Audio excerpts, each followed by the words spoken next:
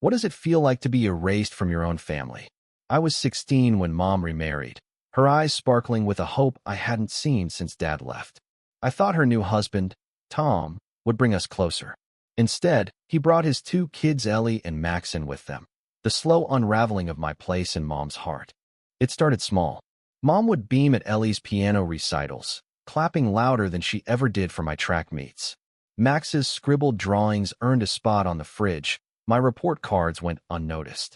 I told myself it was temporary, that Mom was just trying to make them feel welcome. But then came the family photos, ones I wasn't in.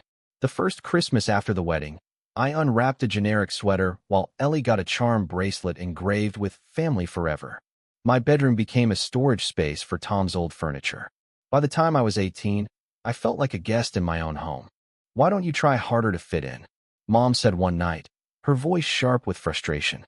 I stared at her, the woman who once braided my hair and sang me lullabies, now looking at me like I was the problem. I didn't argue. I packed a bag, left a note, and moved in with Grandma 2 towns over. Mom didn't call. Not once. Life with Grandma was quiet but healing. She taught me to cook, to laugh again, to believe I was enough. I worked odd jobs, saved every penny, and got into college. I studied social work, driven by a fire to help kids who felt invisible, like I had. Meanwhile, Mom's new family seemed perfect. Social media showed their vacations, their matching pajamas, their blended family bliss. I wasn't in those pictures, and it stung, but I kept going. I had to. 10 years passed. I was 26, working at a youth center, helping teens navigate broken homes. My life wasn't glamorous, but it was mine, built from scratch. Then, one rainy afternoon, my phone rang.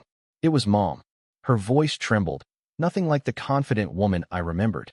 "Can we talk?" she asked. I agreed, though my heart raced with old wounds. We met at a diner, the kind with cracked vinyl seats and coffee that tasted like regret. Mom looked older, her eyes shadowed with something heavy. She told me everything. Tom had left her 2 years ago, taking Ellie and Max with him. They'd grown distant, resenting her for reasons she didn't understand. The house was empty now, and so was she. "I thought I was building a family," she said, tears spilling. "But I lost you." I listened, my chest tight. Part of me wanted to scream, to list every moment she chose them over me. But another part saw her for what she was, a woman who'd made mistakes, chasing a dream of family that slipped through her fingers. "I needed you," I said quietly, "but I learned to need myself instead." She sobbed, apologizing, begging for forgiveness. I didn't know if I could give it, not fully. But I hugged her, because somewhere beneath the pain, I still loved her. We talked for hours, piecing together fragments of the last decade. She admitted she'd been dazzled by the idea of a perfect family, blind to how it pushed me away. I told her about Grandma, about the kids I helped, about the life I'd carved out despite her absence. That meeting wasn't a fairy tale ending. It was a beginning, messy and uncertain. We started small coffee dates, phone calls, cautious steps toward rebuilding. I learned Ellie and Max had their own struggles, caught in the fallout of Tom's departure. Mom was trying to reconnect with them too, but it was harder. They didn't have the history we did, the faint thread of love that still tied me to her. I don't know if we'll ever be what we were. Some wounds don't heal completely.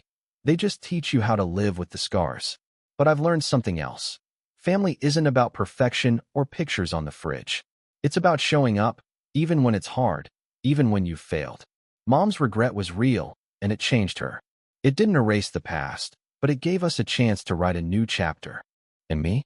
I'm still the girl who was replaced, but I'm also the woman who built a life worth living. I help kids find their voices, their strength, their place.